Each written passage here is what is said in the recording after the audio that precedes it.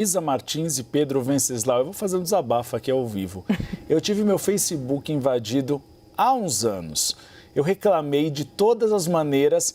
O Facebook não fez absolutamente nada. Inclusive, uma mulher colocou o nome dela na minha conta e também colocou fotos dela. Eu tive que criar uma conta nova e até hoje, depois de uns 2 ou 3 anos, o meu perfil está lá, porque o Facebook não quis tirá-lo. São necessárias regras rígidas, Luísa Martins. E para o Supremo Tribunal Federal, o Marco Civil é um dos julgamentos mais importantes da história.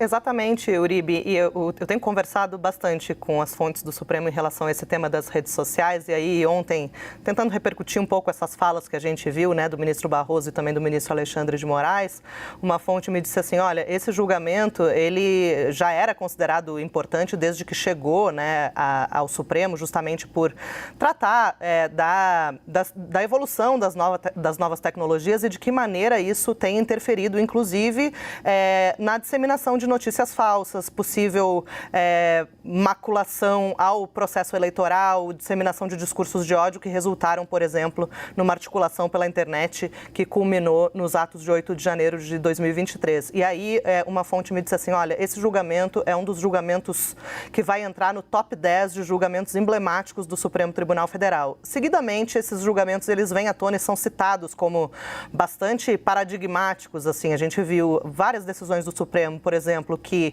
equipararam homofobia ao crime de racismo, a decisão sobre células-tronco embrionárias, a decisão também que equiparou a união estável homoafetiva ao casamento. Então, tem vários julgamentos que são considerados históricos por parte do Supremo Tribunal Federal e esse tem sido colocado aí nessa lista de julgamentos mais importantes. Agora, em relação a essas falas que a gente viu, Uribe, para analisar um pouquinho, claro que ali a fala do ministro Luiz Roberto Barroso ela é uma espécie de vacina às críticas que podem vir por parte até do próprio Congresso Nacional em relação a um suposto ativismo judicial do Supremo, uma intervenção excessiva do Supremo em temas de competência do Legislativo, mas o fato é que essa crítica por parte do Parlamento, ela vai esbarrar em uma questão que foi levantada no ano passado pelo próprio STF. Esse julgamento entrou na pauta e, na época, houve um recuo do Supremo Tribunal Federal e uma nota em que publicamente o Supremo dizia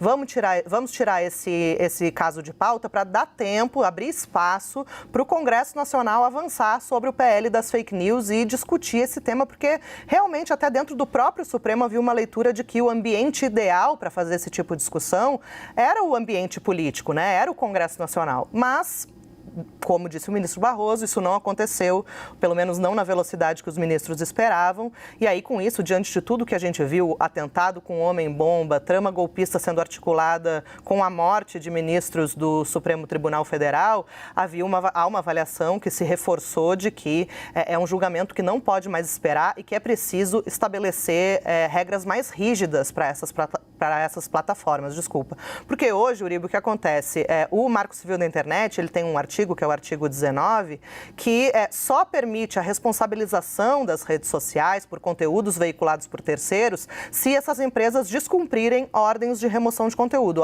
ordens judiciais. E a avaliação interna dos ministros da Corte é de que as plataformas precisam criar mecanismos para serem mais proativas, ou seja, não dependerem da decisão judicial, que às vezes pode demorar um tempo e acabar deixando no ar por muito tempo um conteúdo indevido que vai além da política. A gente tem controle de questão de direitos autorais, exploração sexual, por exemplo. Então, a gente fala muito da questão política, mas tem o que é publicado nas redes sociais pode ter repercussão em várias outras esferas.